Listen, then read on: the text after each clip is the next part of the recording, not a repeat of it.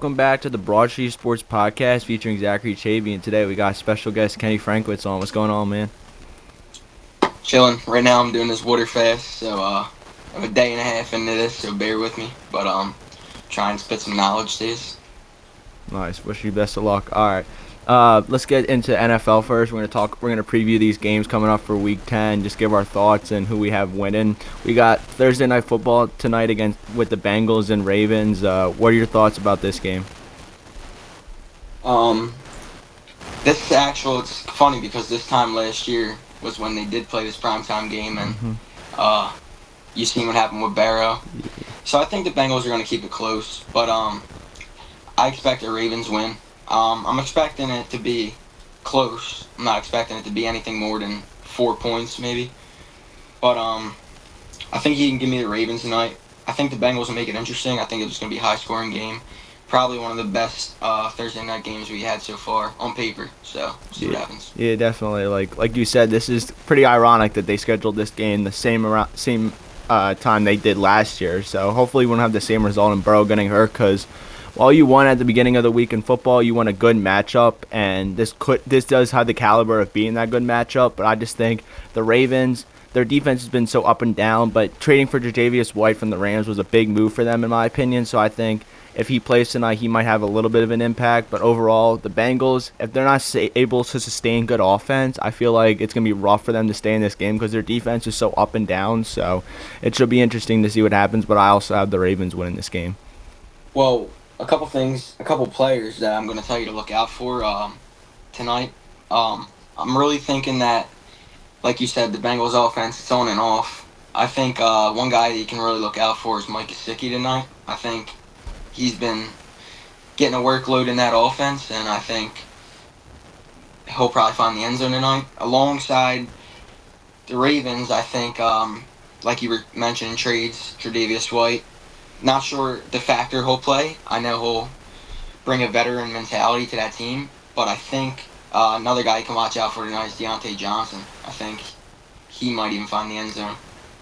Yeah, because usually what you see in the case with being, like, especially for DeAndre Hopkins, he got traded to the Chiefs, wasn't really acclimated into the offense when they played the Raiders, and didn't really look that great. But then last week on Monday Night Football against the Buccaneers, he had over 80 yards, 2 touchdowns. So I could definitely see Deontay Johnson having the same impact, because for these guys who get traded at the trade deadline or during the season, it usually takes them a week to get accoladed, because usually you don't see these trades at the beginning of the week. You see them towards the middle, so they have not many days to practice, and usually they're up to speed with an offense coming into the next following week. So yeah, it takes a lot. You got to learn the playbook. You got to mesh with your teammates. You got to get to know this guy and that guy, and just ultimately feel comfortable, with your new team. But I think today's the day. A couple touchdown scores, like I already said, Gesicki.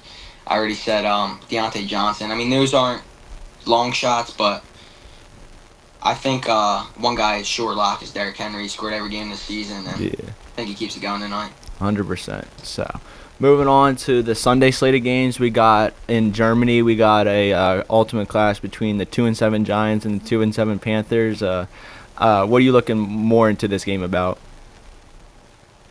I mean, it's interesting. Bryce Young's announced the starter again. Finally got a win against the Saints, which lost me a little bit of money, but we don't want to talk about that. I actually think the Giants will win this game. I think Dexter Lawrence on the D-line. I think the D-line's just too much to handle for Bryce Young. I feel like he's just going to be under pressure all game, and Tyron Tracy, he's getting a workload. I think he's just going to continue to do what he does, and I think it'll be probably a boring game, to be honest with you. Yeah, I don't see much out of this, because these are two teams that, they look good one week, they look terrible, and then they just look average one week. It's just the records represent the team they are, because they have talent. Like the Panthers have Chuba Hubbard, they have Xavier Legette, and then the Giants have Tyrone Tracy and Malik Neighbors, but their quarterbacks leave questions every week, like Daniel Jones and Bryce Young. So, like you said, I don't see this being a high-scoring game, but maybe even it's very likely both these teams don't get the 20 points. I feel like the winner might win like 16-14, very low scoring. But like you said, I feel like that Giants defensive line is very underrated, and it's going to make its impact always, because you have Dexter Lawrence, like you said. They traded for Brian Burns. I don't know if Kayvon Thibodeau will be back this week, but they didn't end up trading Azeez Ojulari, who's having a strong season for them. So it should be interesting to see how the Giants play in this game. And I think just their defense alone will help them get like a very close, low-scoring win. So Yeah, I agree on everything you're saying. I mean, I can see a way where the Giants can put up 20, but I think you got to involve Malik Neighbors more in that offense. Start off the season great, like you said, on and off with Daniel Jones. It gets cold, and I just think, I mean, if they can involve Malik Neighbors along with Tyron Tracy, I feel like this team's a lot better than, they're performing like. But I think the key to the win for the Giants this week is just pressure. Pressure Bryce Young, let him fold, and show him why he got benched. yeah, 100%. All right, moving on to the next game, we got the Patriots and the Bears. We got the matchup between the number 1 overall pick and the number 3 overall pick. One who's been looking better as the weeks have gone on, while the other one has been really struggling, barely putting up points. What are you looking more into this game on the rookie quarterbacks? Well, I mean, Caleb Williams has been underwhelming. I'm not gonna say jump the gun on it. I don't think he's in consideration to call a bust yet, but the Patriots, Drake May doesn't have much to work with there. I mean, the way they're building their team is honestly kind of weird. I think they can do a lot more, but I think that they're not in a hurry to win. To where the Bears put a lot of money into this team. DeAndre Swift is actually looking like the only contract that's really paying off. I mean, DJ Moore there's speculation that after this year he might not even be on this team anymore. Him and Caleb just can't seem to get it down. I feel like Keenan Allen should be more used in this offense, and just things aren't going their way. I actually seen a stat, I think it was on the road on Sunday games. Matt Eberflus is 0-18 for the Bears. So he should be on the hot seat, but the Bears don't have a reputation to fire coaches during the season. They tend to wait till after the season, which I don't know how smart that is. You saw their game last week. It was pretty bad, dude. Kyler didn't even play up to expectations, and the Cardinals wind up winning by 20. So we'll see what happens. I think that after that Hail Mary loss to Washington, they kind of lost their locker room, and I hope that's not the case because I actually like this Bears team. We'll see what happens. I think this should be a bounce back win for them, and can only hope so. Yeah, I totally agree with what you're saying. It's like the Bears have the potential to be a good team, but it's like now, like you said, ever since that game, it seems like they've been held back. They were on a nice little streak. They were at 4-2, a couple seconds away from being 5-2, and still very much in this division. I don't much think that anymore because just Matt Eberflus, I don't think is the guy for them anymore. He's a defense.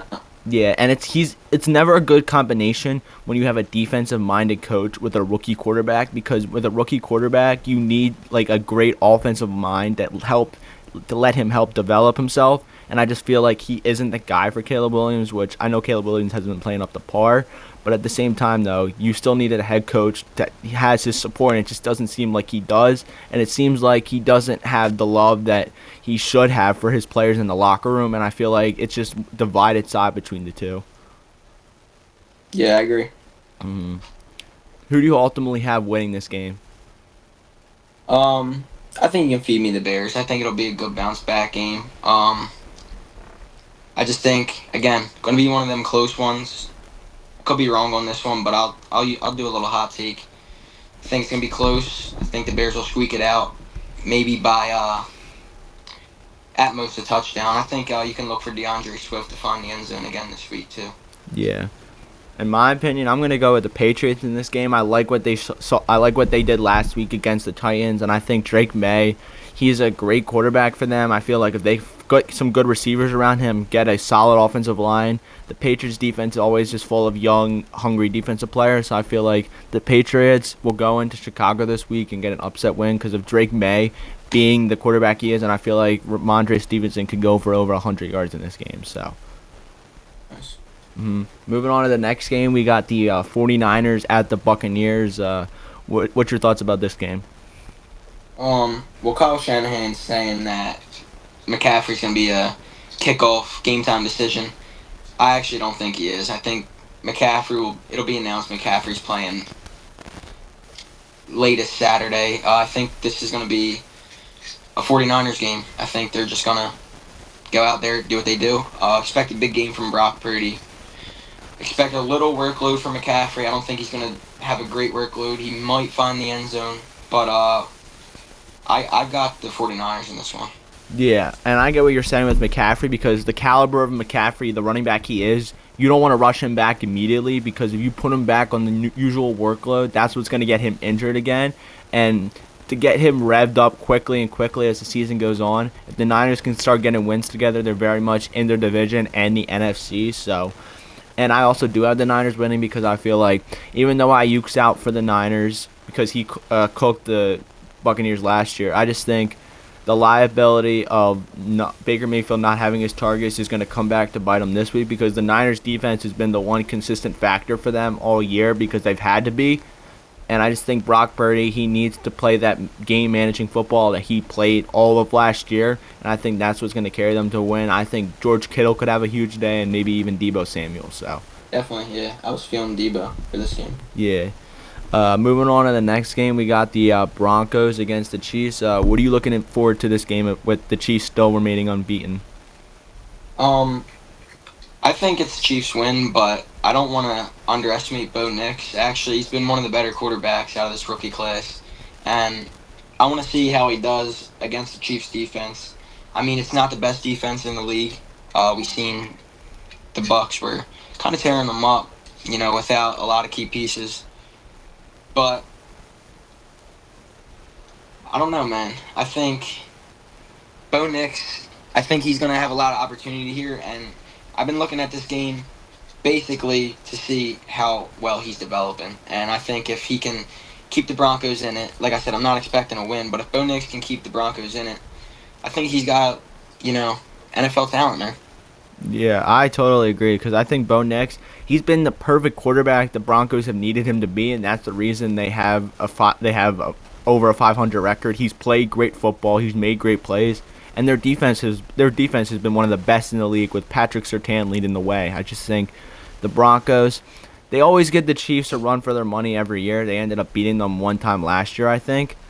And this is I feel like you could consider this a trap game possibly for the Chiefs. I think because the Broncos aren't a team to take they're a team to take with consideration because you know how great their defense has always been, and if Bo Nix can have a great day, anything's possible for them. But I just think the Chiefs will remain unbeaten because I think the running game's been working so well for them. Mahomes is he's formed a connection now with DeAndre Hopkins. You can legitimately say that now. And Travis Kelce looks like he's more involved in the offense the past couple of weeks, so that's a great sign for Chiefs fans. But I just think the Chiefs defense has been one of the best in the league this year. And they are able to force a couple turnovers on Bo Nix. I think that will be the deciding factor because the Chiefs this year have been a run-heavy, chew the clock, and play great defense type of team, and that's what's gotten them to 8-0. So I like it. All right, moving on to the next game, we got the Buffalo Bills traveling to the Indianapolis Colts. What are you looking for in this game? I think the Colts are done, dude. Yeah. I think it'll be an easy win for Buffalo. Not much for me to say here. Rather than I expect more of a workload for Jonathan Taylor, I feel like they kind of realize that he's their only help, and they want to see him more involved. I mean, I like what I'm seeing out of Josh Downs, the connection he has with Flacco, but it's not going to be enough, dude. Yeah, I agree. I think the Bills will just be very dominant. I feel like Josh Allen will be able to get the ball to his pass catchers because the Colts have been one of the worst pass defensive teams in the league this year. So I think it could be a very pass-happy game for Josh Allen once again this week, and expect maybe a touchdown from Keon Coleman or even the newest addition, Amari Cooper. So that's definitely going to be interesting to see. But before we move on to the next game, if looking at Anthony Richardson right now, what do you see his future being in this league? I think he stays with the Colts. I don't think that he's going anywhere, but you don't tap out of a game, dude. You don't tap yourself out of a game, especially if you're the quarterback, you're the lead guy in that offense. You don't do that. I get it, frustration, it happens, but a lot of that, when you transition from the college level to the pros, you need to mature. You need to have character development, and that goes for anything in life, dude. When you take a next step in life, you got to have character development, and it seems to be that he's struggling with that. Um, I don't know when he'll get back out there.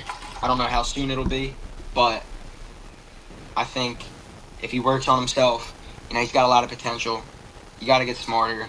You got to play harder, and you just got to, gather your emotions and play a football game. I feel like he has the ability to do all them things, but when you're young like this and you're expected, all your life you've been dominating whatever level you're playing at, you get to this new level and it's not what you think it is. You're not in charge of the offense anymore. You're young. You're looked at like basically a project, and I don't think that's sitting well with him. But like I said, I think he's got a lot of potential. You look at him throw the deep ball; he's one of the best at it in the game. But then again, his decision making holds him back a lot. So I feel like Anthony Richardson has a future in this league. Just needs to gather himself, man. He needs to improve himself and his character development. Yeah, I agree. I feel like just his intangibles as a whole still have so much to grow on. Like, I feel like him as a person, he still has so much to develop on. He's very young as a person, so he's still growing as a person as a whole. But he's got to be able to control himself and his emotions. I feel like he's very like emotion driven. Like, I feel like if something like you said ain't going his way or something like that, he doesn't know how to control it. So as a quarterback, though, you got to be able to control your emotions because you're the man, you're the captain of the team, you're the captain of the offense. But I still think he has a lot of potential left. It's just going to be interesting to see if he can balance the emotion and his love of the game to combine it into a great quarterback. So Definitely. yeah. All right, moving on to the next game. Probably the biggest 1 o'clock game of the week. We have the Steelers and the Commanders. What are you looking forward to in this game? Well, we were actually talking before this call started. Marshawn Lattimore, the addition to get him was actually really good, and it actually looks bad on our Eagles because we actually traded the third-round pick that headlined that trade package, which went over to New Orleans. It was our third-round pick that we gave for Jahan Dotson, and now you turn it over and you land a star corner, the best guy that was moved at the deadline, in my opinion. Yeah. And I just feel like that was a good move for them. It looks bad on us. His status is up in the air, though, for this game. But regardless, I think this will be a Commanders win. I think if they're a real team, if they're legit, you got to go in there and got to beat Russell Wilson. You just have to. Yeah. I like the Commanders team. I like this Commanders team a lot, and I think they are actually very, very good. I think you don't normally see a rookie quarterback come in and have the best franchise start for your team in years. So Yeah. I just feel like Jaden Daniels is very good. I feel like the opposite of him with Anthony Richardson is like Jaden Daniels has that character development. He's shown that he can play with the best. So I really like what this Commanders team is doing. I think they're very scary, and I think, when they play the Eagles, dude, it's going to be a very good game. Yeah, for sure. And definitely going to that game, it's going to be exciting to see how that game plans out. I think that has potential of being the Eagles' most important game of the season. It's like the dead middle of the season, and that really starts a train of really competitive games. So winning that game is going to be very important. But just talking about this game as a whole, the Steelers, I think if they have any chance going into Washington, they're going to have to sustain good offense because the defense is going to be good. I think TJ Watt will be able to get home and get some pressure on Jaden Daniels. I think that will be a guarantee. But it's going to be interesting to see if Russell Wilson can sustain good offense. He has Najee Harris. He has George Pickens. They just recently acquired Mike Williams, who still has a lot left in the tank, just wasn't able to show up with the Jets. And then they have a guy like Pat Freiermuth. They had this offense to go out there and compete with Washington, but it's going to depend on if Russell Wilson cannot make the costly mistakes he made in Denver, and is looking better now with the Steelers. So I think this game is going to be very important for both teams, but I feel like the winner out of this game is going to be Washington, in my opinion. I think Washington, they play great at home. Daniels has looked like a superstar this year so far. And I know it's only his rookie year, so I know he still has even more to build on. But I think if Marshawn Lattimore plays this game and is covering George Pickens most of the game, it's going to be hard for Russell Wilson to get the ball out because George Pickens has been his number one guy ever since he got the starting role this year. So But overall, I'm really excited for this game. This game is going to show us a lot about both these teams. So One thing I want to pick on from what you just said. T.J. Watt applying pressure. I feel like this is a this is something big for Jaden Daniels because we know his awareness in the pocket's very good, and we know he can get out of the pocket. But when arguably the best defender in the league is coming after you, I mean, it's going to be exciting to see if he can escape it and how good he really is. So I just wanted to point that out. But yeah, I agree. I think this is the Commanders' win. I think it'll be I don't know. I think it'll be a low-scoring game. I don't think it's going to be very high-scoring. Maybe like a 20 to like 14 win. Maybe something along those lines. But yeah, I got the Commanders winning too. yeah, and I feel like even more for the Commanders, if Jaden Daniels is able to come out of this game, being able to diagnose the pressure from the Steelers defense that is usually so well, then I feel like the NFL is really going to take notice of that, because doing that as a rookie quarterback very early in your career is a concerning sign for any team, especially any defense. So Definitely. moving on to the next game, we got the Vikings and the Jaguars. What are your thoughts about this game? I feel like the Vikings they're a force, man. I mean, yeah, the way they started the season, the way they've been playing the past couple weeks, hasn't been the same at all. But they're still finding a way to get wins, and I feel like this Jaguars team, they have heart, but they don't have enough. I would say they competed with the Eagles last week, but it's just like, I don't think they did, man. I feel like a lot of coaching mistakes and defense letting up, and Nick Sirianni hosted an interview saying that, he felt his guys played the whole game with the same amount of grit and the same amount of motivation. I feel like that's not true. I mean, if you go back and look, when we had that, I think it was a 22-0 lead, something along those lines. Yeah. And that drive, they went down the field and scored, and they got the 2-point conversion. I mean, we were letting up, dude. Like we weren't really playing hard, and I feel like they kind of were playing like a little cushion on the defense and not playing man as tight. But I'm not like trashing this Jaguars team. I think they have potential. I think it sucks to see Trevor Lawrence playing the way he's playing. I actually like that guy, but I don't think they're going to be able to withstand the Vikings. I just think that this is a game where we can actually see the Vikings look like they did in the beginning of the season. I think the Vikings will pull this one out pretty comfortably. Yeah, I agree. And I think the biggest storyline for the Vikings this year has been their defense. They've not been noticeably known for having a great defense the past couple years, but they bring in a guy like Brian Flores, who's been a gem for them on defense. He calls a great defense. They brought in a guy like Andrew Van Ginkel, who has a couple pick sixes on the year and is playing great linebacker. And for the Vikings, Sam Darnold is able to get the ball to Justin Jefferson at an efficient pace, and they have Jordan Addison still. Aaron Jones has been a great running back addition for them this year, and having TJ Hawkinson back will make an impact on this offense, because they were playing great already without him.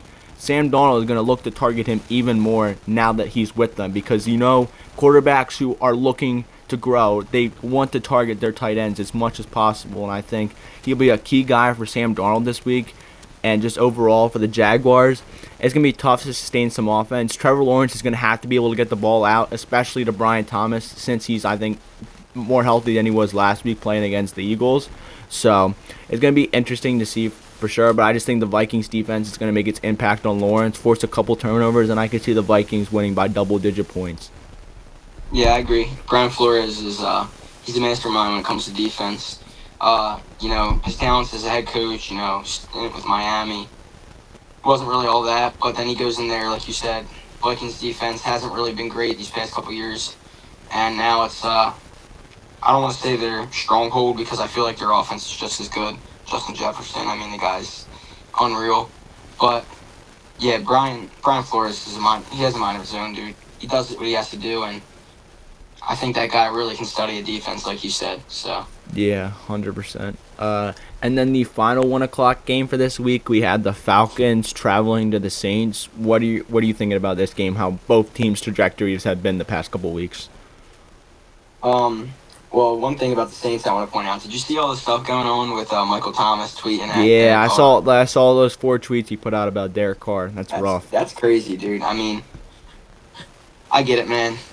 The ball he threw to Olave. I mean, Olave's he's in Tua's boat, right? He's got so many concussions. And, Yeah. You know, you don't want a guy like his career cut short. No. But I actually like Carr as a QB. I think he handled the hate well. I think he handled everything. You know, I seen an interview actually on the post game. He was asked about it, and he said, you know, Mike's one of them guys that I never really got along with, and no matter how hard I tried, my numbers never changed.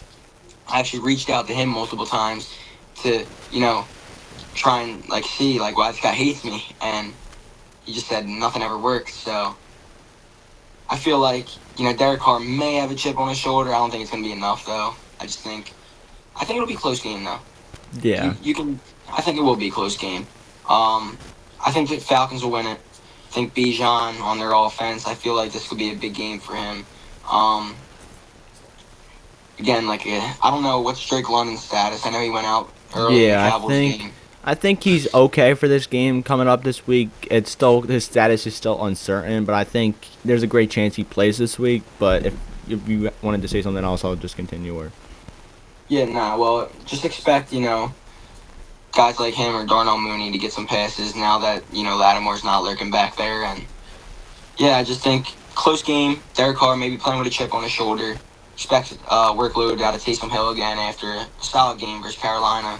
And Kamara, look for him to find the end zone, man, because it's been too long. Yeah. He didn't get in this past weekend.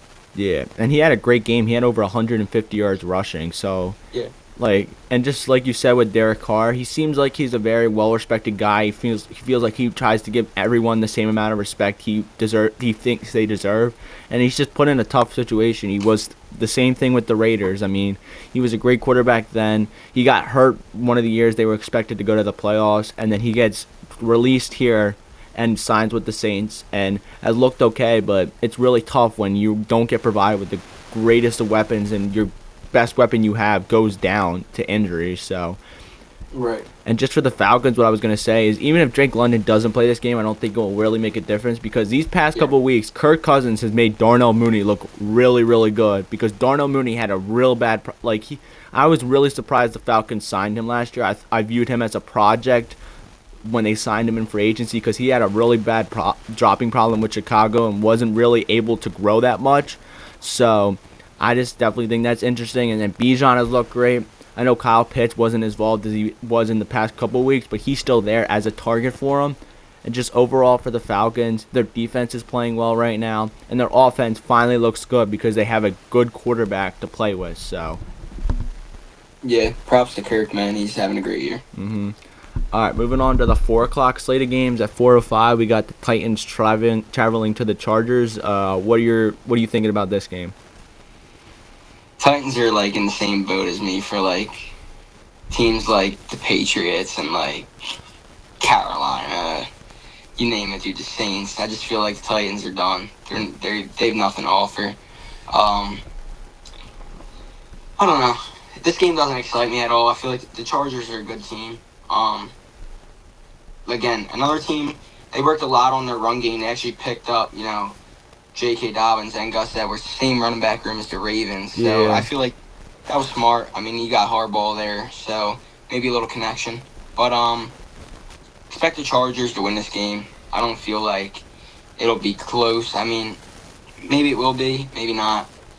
I don't know. These two offenses, they don't blow me out of the water at all. Like No. they're just a football team, dude. In my eyes, like They're off. games. Yeah, both of their offenses are so vanilla. Like there's not much creativity to it because I feel like the Titans they had targets, but they just don't have great quarterback play to get it to those targets. And for the Chargers, their unreliability of their targets are the reason their offense is so bad because Ladd McConkey has emerged as their number one target. They have Quentin Johnson, who's had sparks this season, but hasn't emerged as a good receiver for them. So, but like you said, though, I think the Chargers win this game, not very high scoring, maybe by I think both teams could reach the 20s, but I just think the Chargers, like I mentioned with the Chiefs earlier, are a run-heavy team and a defensive team that can shut you down. So.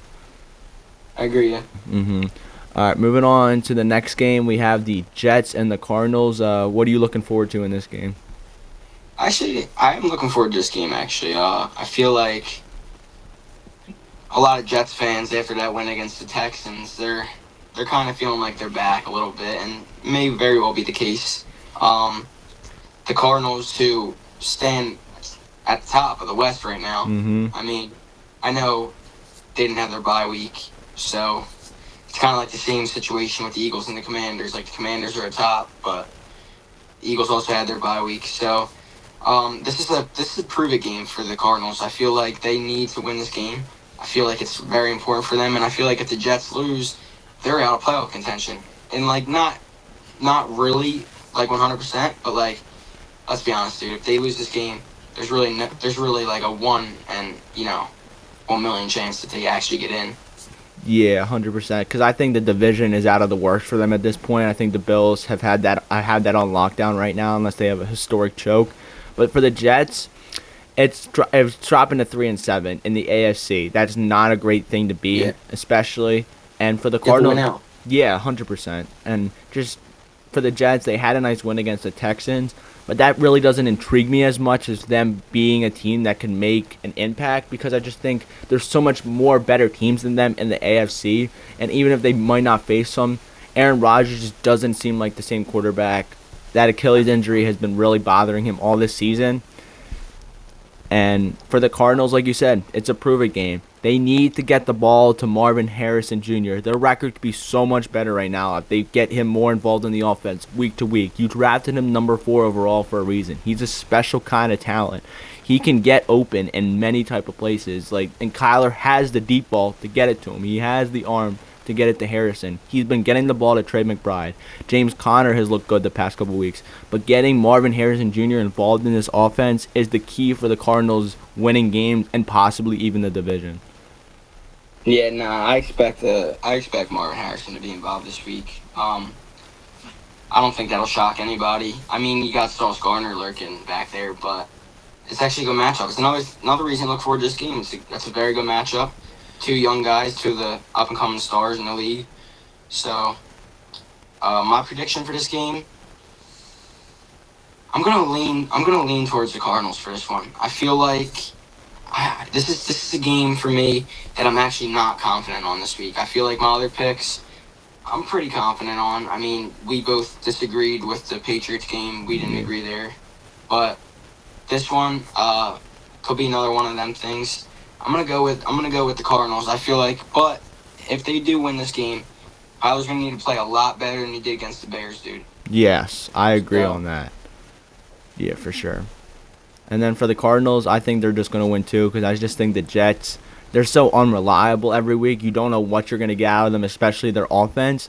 And their defense, I know you mentioned Sauce Gardner, but he hasn't been as noticeable as he was in the years past. Like, he's been really targeted this year, and he's been not as great as his rookie year and his sophomore year. So it's going to be interesting to see that. So where's this game at? Is this game in MetLife? it's in Arizona.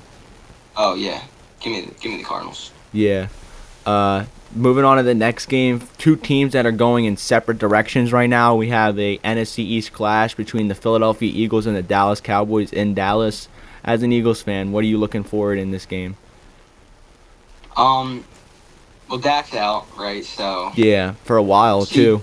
So yeah, CD status is up in the air. So it's unknown if he's gonna play. Same with AJ Brown.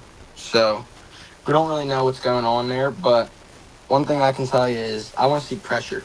I want to see pressure from the Eagles. I Yeah. want to see Jalen Carter get in there, sack Cooper Rush. A lot of things need to go well for the Eagles this week. Because like we'll be at the game, Commanders, Eagles. It's yeah, next week, Thursday night. We need a big win here, man. We need a big win. I get Yeah. it, they're banged up, but that's no excuse. All division games are tough, especially Eagles Cowboys. And I want to see a solid defensive performance. But not only that, I want to see, Barkley get back into action, and maybe even Devontae Smith stay pretty hot, man. yeah, 100%. And just talk before I go into my point, I know you were at the game against Jacksonville. I just thought I would ask, what were your thoughts about the Barkley hurdle? Oh, it was great, dude. So I'm actually sitting in my seat. I think it was like a 3rd and 6, maybe. Yeah, it Wasn't was that? the 3rd and 6. I just Yeah. remember it because I've watched the play about 50 million times. So Yeah, 3rd and 6. So I'm sitting next to my boy Dennis, yeah, and we're watching it. We're watching it happen.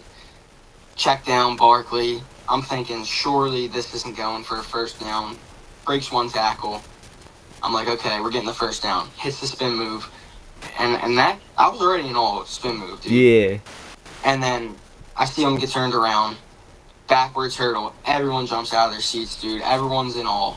Everyone's just like, what just happened? How do you even do that? Like, how do you even think to do that in the yeah, moment? And it was, I'll never forget it, dude. I'm gonna, like, literally look at this ticket stub right here, and say this was the Barkley backwards hurdle game. yeah. Pretty much sums it up for you. That's awesome for sure. Like, I just thought I'd get your opinion on that. Like, that was a great play watching it live. I was happy I was able to do that. So, and just like superhuman stuff from a guy who's been a superhero for us this year. So, No yeah. doubt. And then me just talking about this game, I just think the Eagles, they need to assert their dominance early in this game. This feels a lot like Jacksonville's game last week. They started off so great.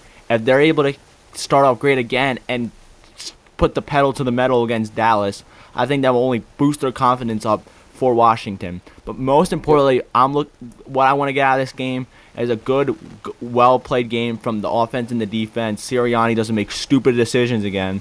And we're confident going into Washington with everyone healthy and ready to go. So, Yeah, I mean, it's a game that we should win, right? It's a game that we're expecting to win.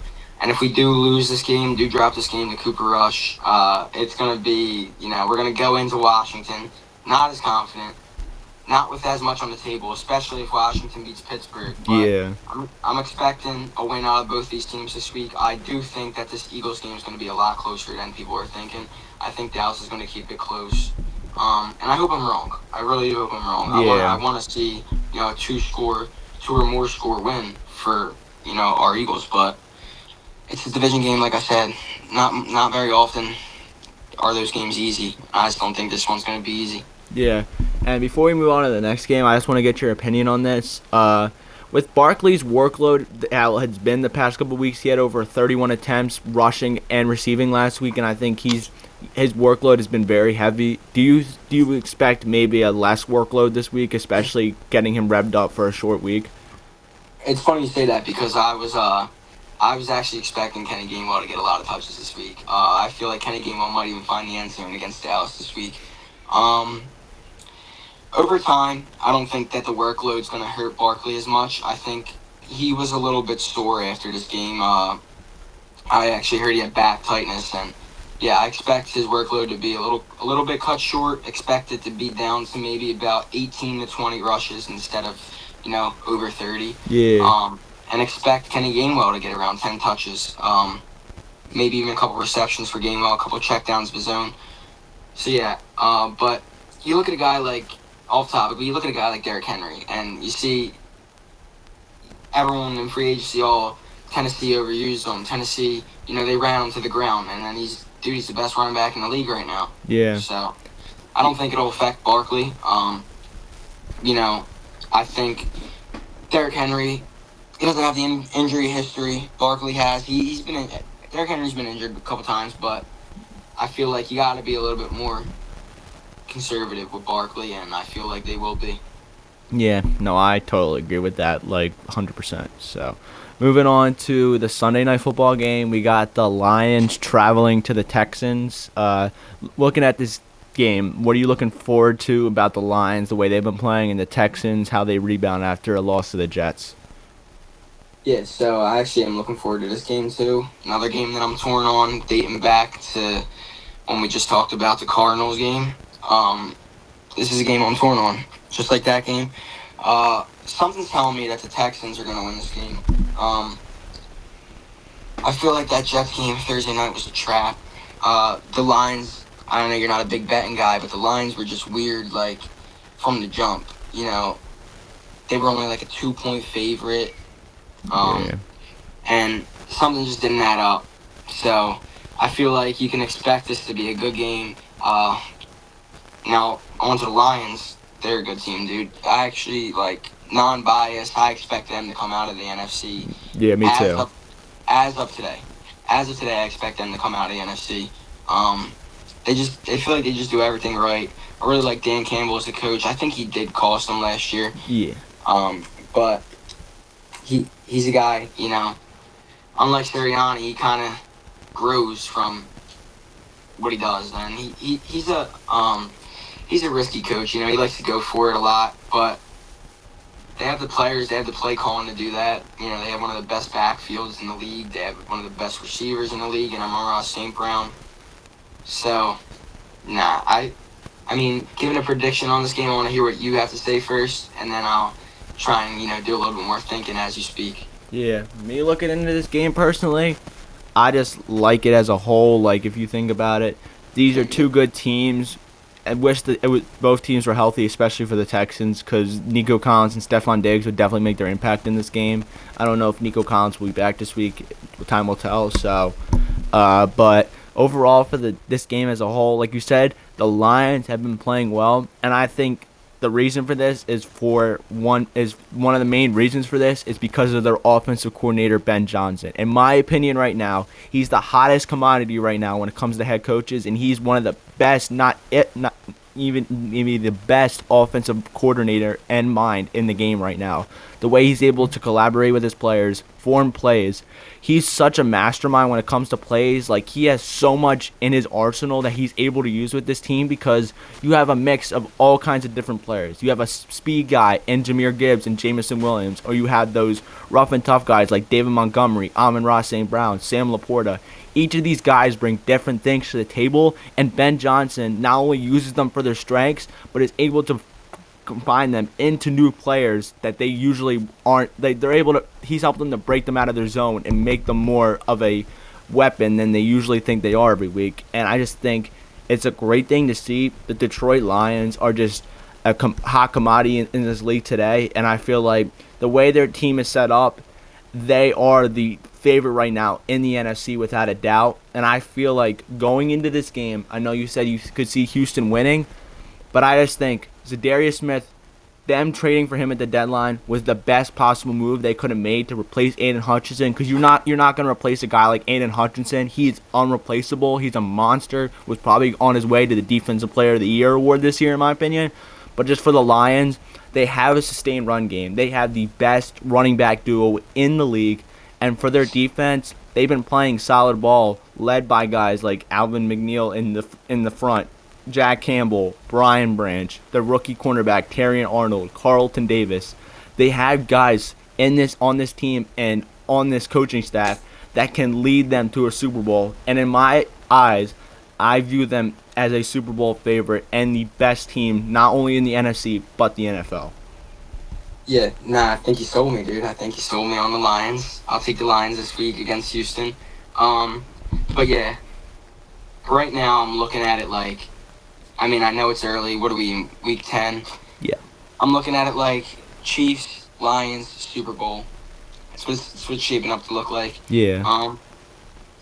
We'll go with the Lions this week, but I do think C.J. Stroud's going to show some flashes.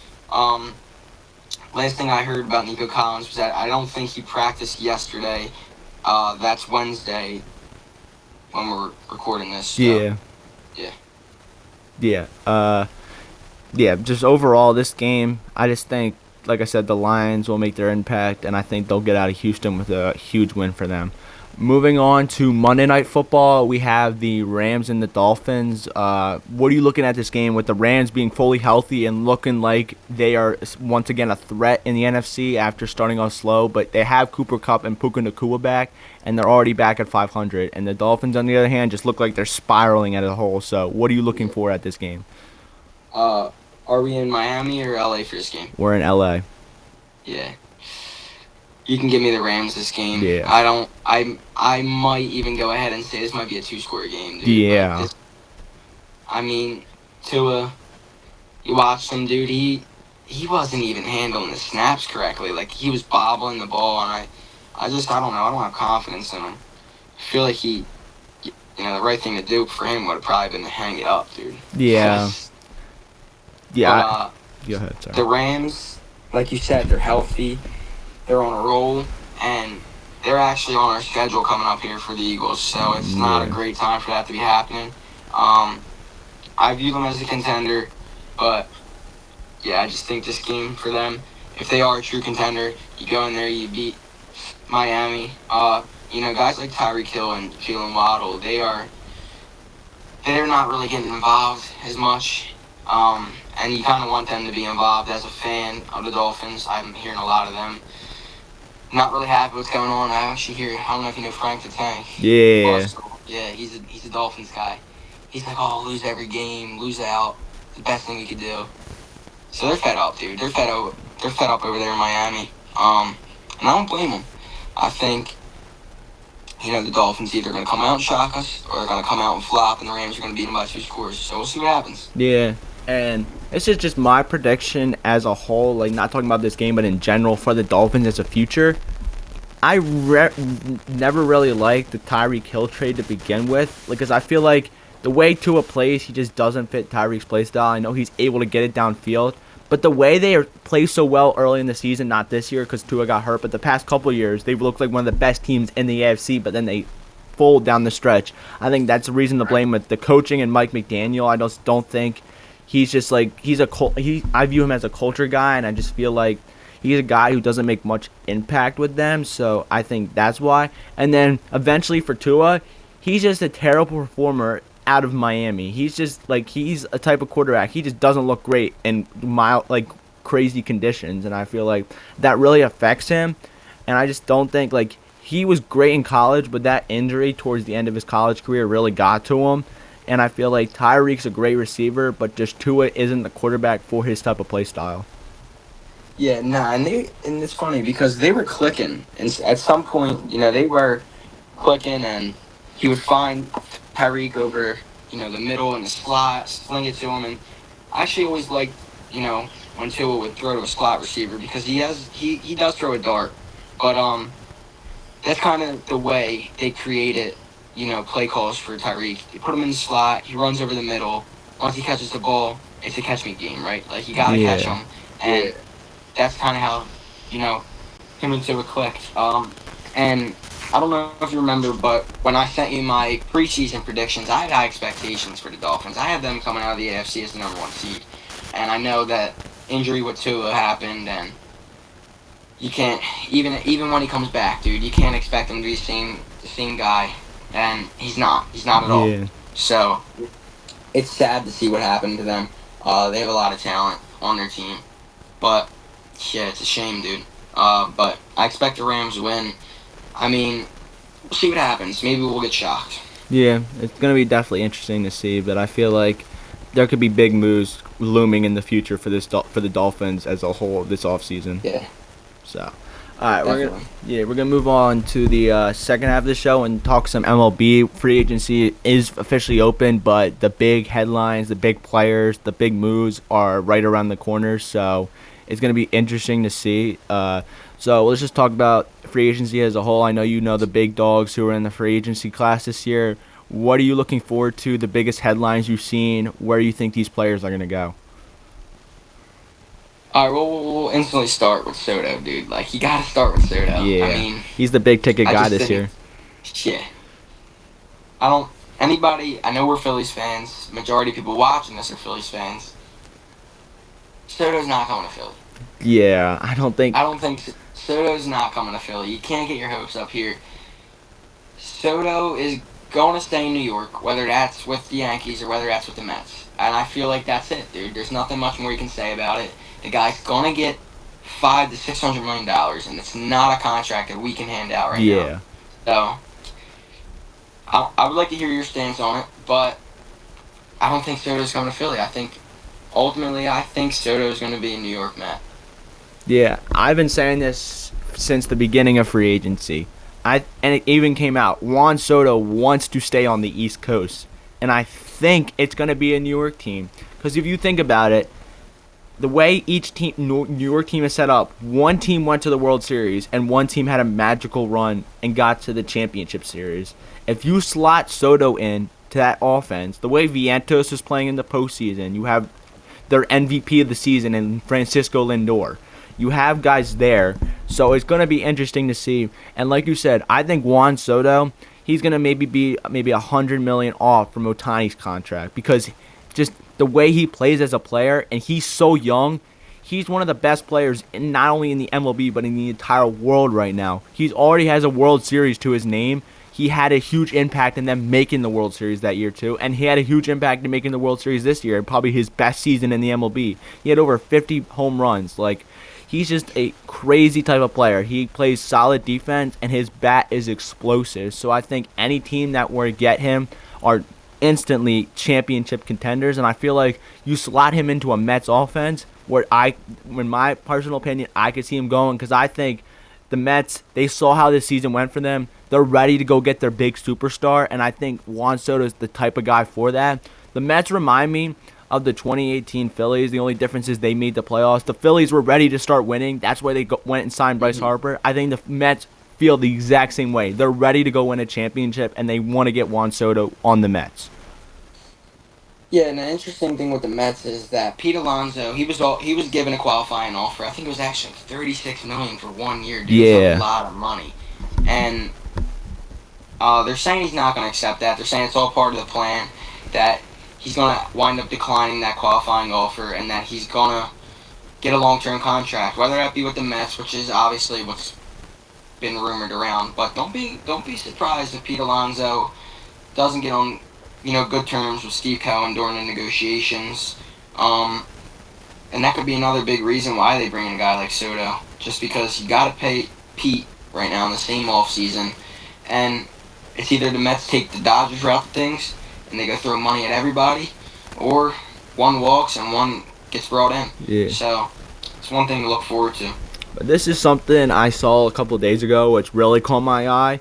Apparently, the Yankees, they were having discussions. Now, I saw this from, I think, John Heyman or Bob Nightingale, one of the two. They are both having discussions with Pete Alonso and Juan Soto. The Yankees were. So that would be insane if both of them went to the New York team, because the Mets already have a connection with Pete Alonso. If he's able to recruit Juan Soto, because Pete Alonso isn't going to get paid crazy. He might maybe get close to $200 million, but nothing that insane. Right. And Juan Soto, I feel like if you're able to get both of them on your team, that could make a huge impact, especially if he signs with the Yankees, because you know how bad they need first base play. Anthony Rizzo isn't the player he used to be, and if you get a solidified bat in that offense next to a Chisholm, who looked great when he got there, Aaron Judge, Gleyber Torres, who's a free agent, so it'll be interesting to see if they re-sign him, and then maybe getting a Juan Soto back would be huge.